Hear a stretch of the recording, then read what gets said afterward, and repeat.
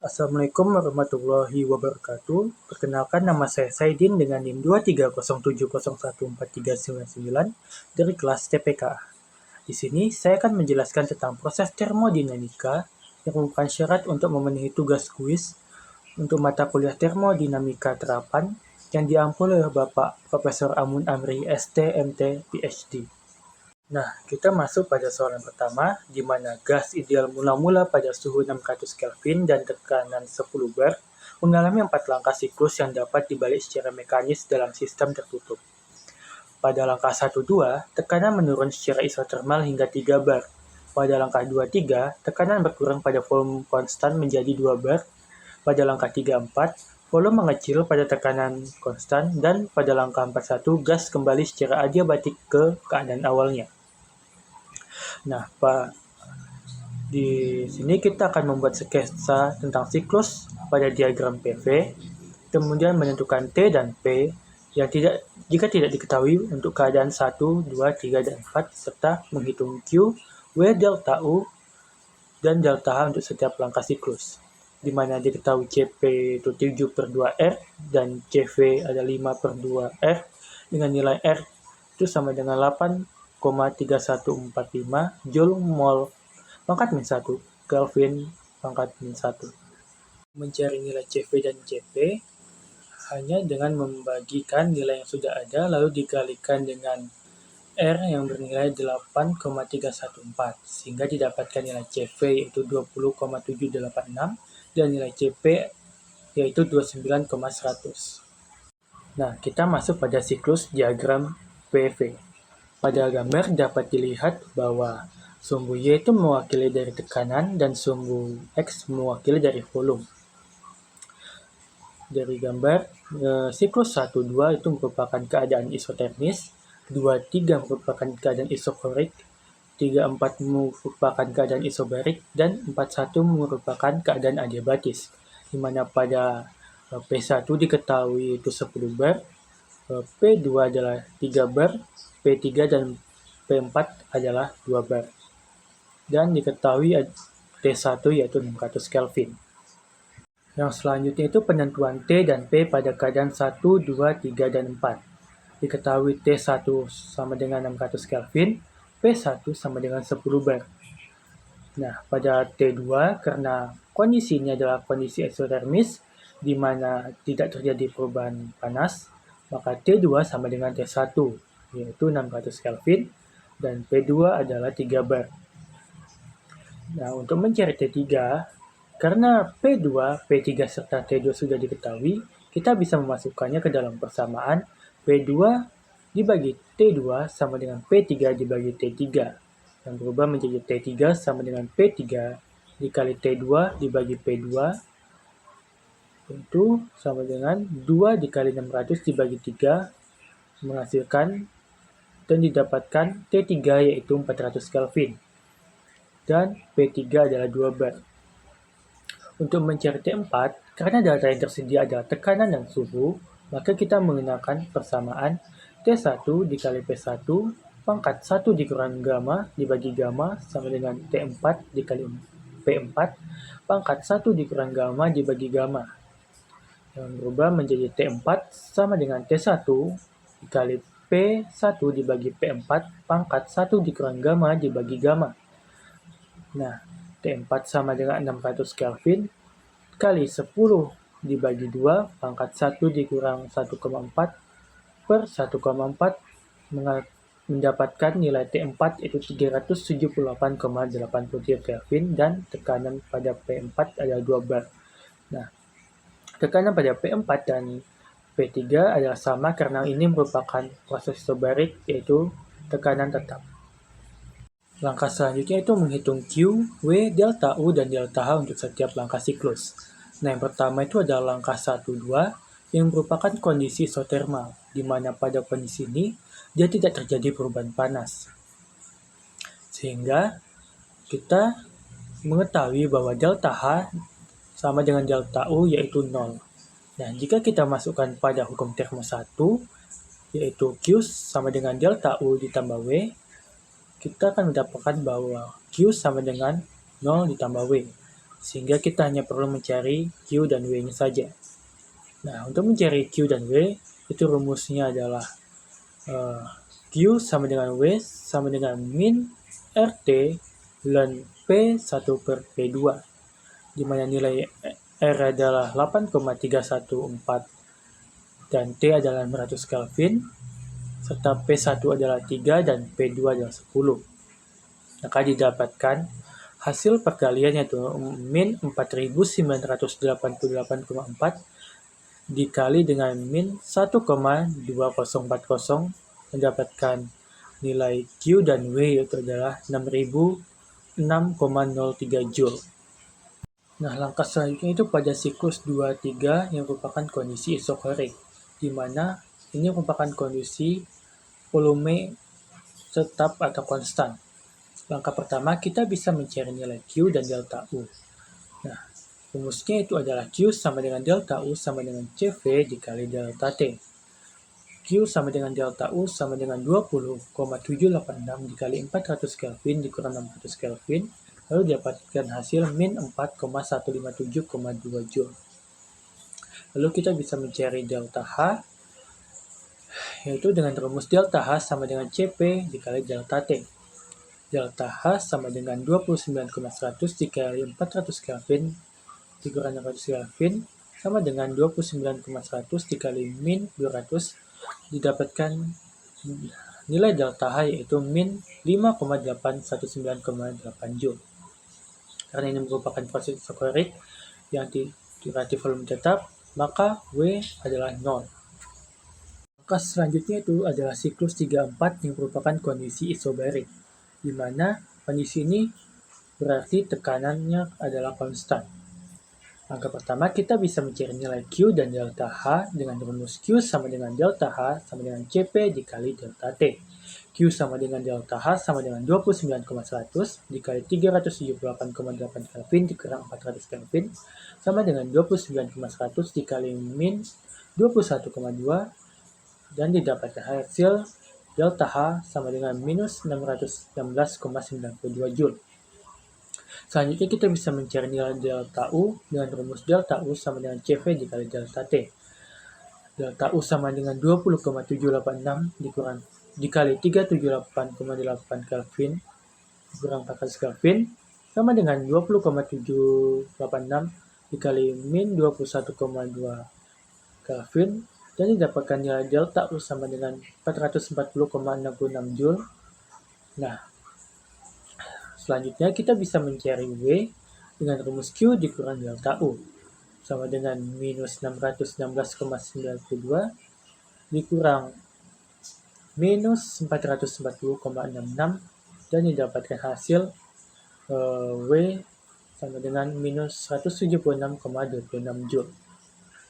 Langkah yang terakhir adalah siklus 4-1 yang merupakan kondisi adiabatis.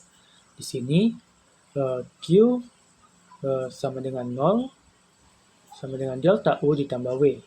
Nah, kita bisa mencari nilai delta U dengan rumus delta U sama dengan CV dikali delta T.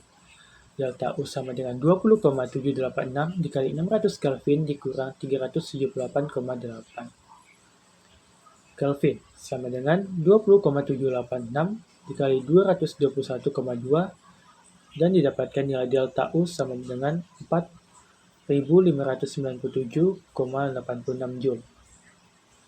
Selanjutnya kita bisa mencari nilai W. Karena W sama dengan delta U, maka nilai W adalah minus 4.597,86 Joule. Selanjutnya kita bisa mencari nilai delta H dengan rumus delta H sama dengan CP dikali delta T. Delta H sama dengan 29,100 dikali 600 Kelvin dikurang 378,8 Kelvin sama dengan 29,100 dikali dengan 221,2 dan didapatkan nilai delta H sama dengan 6.436,92 Joule. Terakhir yaitu dengan menghitung keseluruhan proses dari proses 1, 2, 3, dan 4. Nah, yang pertama kita akan menghitung nilai Q, di mana Q sama dengan 6.006,03 dikurang 4,157,2 dikurang 616,92 ditambah 0. dan didapatkan nilai Q untuk keseluruhan proses adalah 1231,91 Joule. Selanjutnya kita akan menghitung nilai delta H. Delta H sama dengan 0 ditambah 5819,8 dikurang 616,92 ditambah 6436,92 dan didapatkan nilai delta H untuk keseluruhan proses adalah 5814,181 Joule. Nah, ketiga kita bisa mencari nilai delta U. Delta U sama dengan 0 dikurang 4,157,2 dikurang 440,66 ditambah 4597,86. Didapatkan nilai delta U sama dengan 4153,043 Joule. Nah, untuk yang terakhir adalah mencari nilai W untuk keseluruhan proses, yaitu W sama dengan 6006,03 ditambah 0 dikurang 176,26 dikurang 4597,86. Didapatkan nilai W untuk keseluruhan proses adalah 1407,94 Joule. Nah, dari keseluruhan proses dapat disimpulkan bahwa nilai Q, delta H, delta U, dan delta W untuk keseluruhan proses adalah positif. Ini sesuai dengan teori bahwa jika arah dari siklus searah dengan jarum jam, maka nilai dari keseluruhan proses adalah positif. Soal kedua itu, suatu gas ideal yang awalnya pada suhu 303,15 Kelvin dan tekanan 1 bar mengalami proses siklus berikut dalam sistem tertutup. Dalam proses yang dapat dibalik secara mekanis, pertama-tama ia dikompresi secara adiabatik hingga 500 kPa atau 5 bar, kemudian didinginkan pada tekanan konstan 500 kPa atau 5 bar hingga suhu 303,15 Kelvin, dan akhirnya diperluas secara isotermal ke keadaan semula. Siklus tersebut melintasi perubahan keadaan yang sama, tetapi setiap langkahnya demikian irreversibel dengan efisiensi 80% dibandingkan dengan yang setara proses yang dapat dibalik secara mekanis. Nah, hitung Q, W, delta U, dan delta H untuk setiap langkah proses dan siklusnya. Nah, jika diketahui CP sama dengan 7/2 dikali R dan CV 5/2 dikali R, di mana nilai R adalah 8,3145 Joule mol pangkat min 1 Kelvin min 1. Dari soal sebelumnya, kita dapat menggambarnya pada siklus diagram PV seperti pada gambar berikut. Nah, pada sumbu Y itu dia mewakili dari tekanan dan sumbu X itu mewakili dari volume. Untuk pertama adalah siklus 1-2 yang merupakan kondisi adiabatis. Pada kondisi ini terjadi kompresi. Nah, selanjutnya pada kondisi 2 dan 3 ini merupakan kondisi isobarik di mana dia didinginkan pada tekanan konstan. Nah, dan 3-1 adalah proses isotermis di mana dia kembali pada kondisi semulanya. Nah, pada P2 dan P3 dia memiliki tekanan 5 bar, dan sedangkan pada P1 itu memiliki tekanan 1 bar. Dengan suhu pada T1 yaitu 303,15 Kelvin. Nah, yang pertama-tama kita harus menghitung dari Q, W, delta U, dan delta H untuk setiap langkah siklus. Pertama itu langkah pada siklus 1-2 yang merupakan kondisi adiabatis. Karena suhu pada T2 tidak diketahui, kita harus mencarinya dengan rumus T1 dikali P1 pangkat 1 dikurang gamma dibagi gamma sama dengan T2 dikali P2 pangkat 1 dikurang gamma dibagi gamma. Nah, kenapa kita menggunakan rumus ini? Dikarenakan data yang tersedia pada soal yaitu tekanan dan suhu, sehingga kita bisa menggunakan persamaan tersebut. Nah, pada persamaan tersebut bisa diturunkan menjadi T2 sama dengan T1 dikali P1 per P2 pangkat 1 dikurang gamma dibagi gamma, di mana T2 sama dengan 303,15 Kelvin dikali 1/5 pangkat 1 dikurang 1,4 dibagi 1,4. Dan didapatkan nilai T2 sama dengan 480,13 Kelvin. Nah, pada diabatis, kita mengetahui bahwa Q sama dengan 0 sama delta U ditambah W, di mana kita hanya mencari delta U, W, dan delta H saja. Untuk delta U, rumusnya itu delta U sama dengan CV dikali delta T, di mana delta U sama dengan 20,786 dikali 480,13 dikurang 303,15.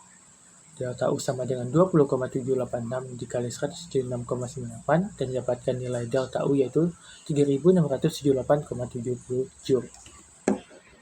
Nah, untuk nilai dari W, karena W sama dengan delta U, maka nilai W adalah min 3678,70 Joule.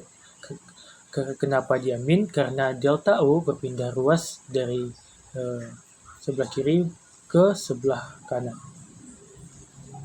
Nah, selanjutnya kita bisa mencari nilai delta H. Delta H sama dengan CP dikali delta T. Delta H sama dengan 29,100 dikali 480,13 dikurang 303,15 Kelvin. Delta H sama dengan 29,100 dikali 176,98 Kelvin dan didapatkan nilai delta yaitu 5150,12 Joule. Nah, langkah selanjutnya itu siklus 2-3 yang merupakan kondisi isobarik. Karena nilai Q sama dengan delta H, maka kita bisa mencarinya dengan rumus Q sama dengan delta H sama dengan CP dikali delta T. Q sama dengan delta H sama dengan 29,100 dikali 303,15 Kelvin dikurang 480,13 Kelvin. Q sama dengan delta H sama dengan 29,100 dikali minus 176,98. Kemudian didapatkan nilai delta H yaitu min 5150,12 Joule. Kemudian kita bisa mencari nilai dari delta U dengan rumus CV dikali delta T. Delta U sama dengan 20,786 dikali 303,15 Kelvin dikurang 480,13 Kelvin. Nah, delta U sama dengan 20,786 dikali minus 176,98 didapatkan nilai delta U sama dengan minus 3674,70 Joule. Dan untuk mencari nilai W, itu rumusnya adalah W sama dengan Q dikurang delta U sama dengan minus 5150,118 dikurang minus 3678,71 dan didapatkan nilai W adalah minus 1471,408. Langkah selanjutnya adalah siklus 1-2 yang merupakan kondisi isotermal, di mana pada kondisi ini delta H sama dengan delta U yang bernilai 0. Jika dimasukkan pada rumus hukum termo 1, dia akan menjadi Q sama dengan delta U tambah W, Q sama dengan 0 ditambah W, sehingga Q akan bernilai sama dengan W. Untuk mencari Q sama dengan W, maka kita bisa memasukkan ke dalam rumus Q sama dengan W sama dengan minus RT ln P1 per P2. Minus 8,314 dikali 303,15 Kelvin ln 1/5 Q sama dengan W sama dengan minus 2520,39 dikali min 1,6090, dia akan menghasilkan nilai 4055,31 Joule. Dan terakhir adalah menghitung nilai untuk keseluruhan proses. Pertama, kita menghitung Q untuk keseluruhan proses. Q sama dengan 0 dikurang 5150,114 ditambah 4055,31. Didapatkan nilai Q untuk keseluruhan proses adalah minus 1094,808 Joule. Dan nilai selanjutnya adalah delta H. Delta H untuk keseluruhan proses yaitu 5150,12 dikurang 5150,12 ditambah 0. Dan didapatkan nilai delta H untuk keseluruhan proses adalah 0. Kemudian delta U sama dengan 3678,70 dikurang 3678,70 ditambah 0. Maka didapatkan nilai delta U adalah 0. Dan terakhir ada nilai delta W.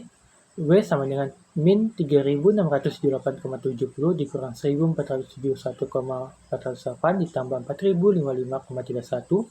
Lalu didapatkan nilai W untuk keseluruhan proses adalah minus 1094,798 Joule. Karena siklus dari diagram ini ada berlawanan dengan arah jarum jam, maka dipastikan nilai untuk Q, delta H, delta U, dan W ada minus ataupun 0.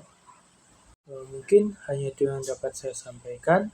Jika ada kesalahan dalam penjelasan, saya mohon maaf. Saya akhiri. Assalamualaikum warahmatullahi wabarakatuh. Dan terima kasih.